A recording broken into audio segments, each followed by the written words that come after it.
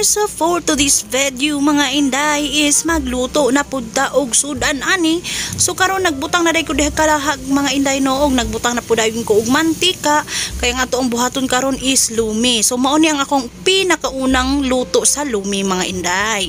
So karon mga day gibutang na nato ang sibuyas bombay ug gisunod na dayon nato diri ang ahos. So mao gyud ni akong pinakaunang luto sa lumi. So na perfect ra pud baya no. So karon humana na nato siya butang ang lamas no ug gisunod na dayon nato ang manok. So manok ang ako ang gisagol karon kay medyo mahal ang karning baboy. So karon murag makaykaya raman ang kining manok so kani ang ako ang gamit sa pagsubak. Unya karon nato lang ni siyang gisahon mga inday no kay para maluto siya. Ug ato siyang gitakluban ug karon kay natakluban naman na siya but pasabot ana nagbukal na ato na day na siyang abrihan. So karon hapit na maluto-luto ng ato ang manok, brown na siya kung ako na day na siyang gigimekos-mekos diya og ukay. Unya kay gitakluban naman po na siya din butangan na day na kog tuyo. Gibutangan na kog tuyo gamay ra siya nga tuyo mga day kay para dili ra pud siya maparat no. Unya pagkahuman gibutang na dayon ang oyster sauce. Charot. Social basta pag-pronounce. Sa dihang naputol lang ako ang istorya so diha na dayon gibutang na dayon ang oyster sauce. Ato lang ni siyang pasunok basta mo na to nya gibutangan na dayon ako siya isa ka tasang tubig kay para mahumok ang ato ang karne.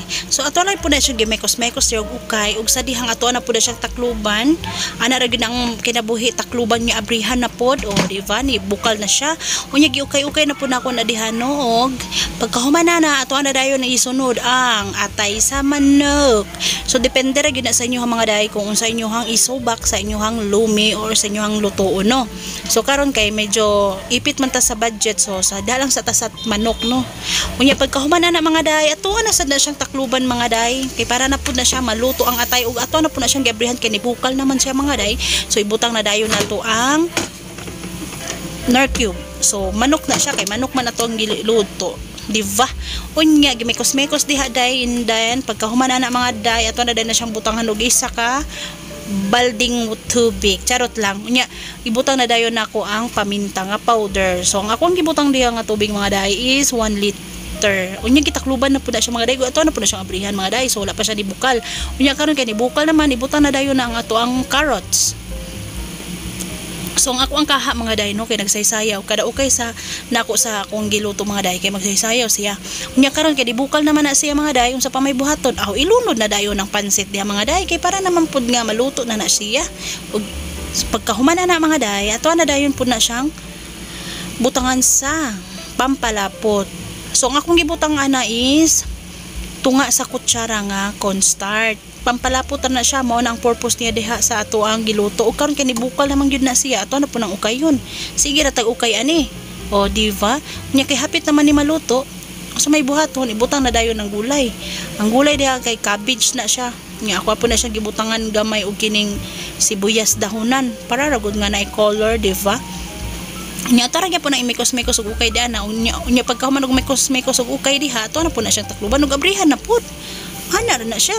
Nya og mekos na pud nato na. Wa gyud tay laing buhaton diha kundi imekos-mekos nato na siya og kining pag-ukay. Unya sa dihang nagkuha naman kog bandihado or biyahong diha. So nagkukad na ko kay maniud to nami kay gigutom na nga mo ang mga bitok. So mao ra to luto na nga to ang lumi. So mga una ta. Bye-bye. Thank you for watching. Don't forget to follow my page and my YouTube channel. Same ran na sila og ngalan mga day. So unsa pay buhaton? Mga una dayon ta. So mora to. Bye!